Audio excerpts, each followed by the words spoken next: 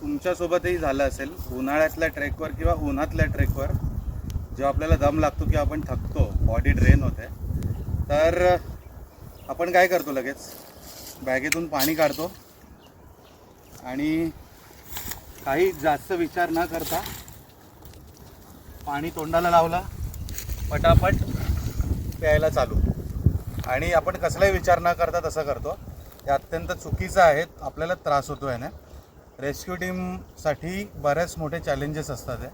बऱ्याच गडकिल्ल्यांवर रेस्क्यू झालेले आहेत, काही लोकांची डेथसुद्धा झाली आहे. याने काय होतं, आपली बॉडी ऑलरेडी खूप गरम असते, खूप हीट असते बॉडीमध्ये, तापमान वाढलेलं असतं आणि आपण अचानक पाणी पोटात टाकतो.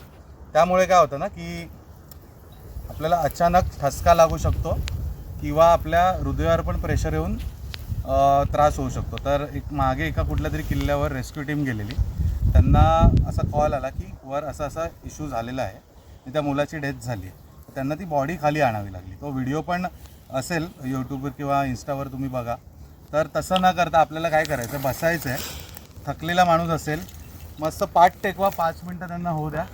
याने काय होतं की आपण खाली झोपल्यामुळे जो ब्लड फ्लो आहे बॉडीमधला, तो इझिली आपल्या मेंदूपर्यंत जातो आणि आपल्याला 5 मिनटात रिलॅक्स होतं. याच 5 मिनटात आपली बॉडी नॉर्मल टेम्परेचरवर येते. मग आपण सिप करून पाणी पिऊ शकतो, एक एक घोट.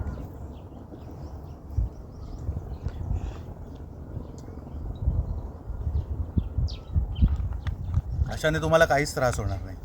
तर व्हिडिओ आवडला असल्यास तुमच्या ट्रेकर मित्रांसोबत नक्की शेअर करा. थँक्यू.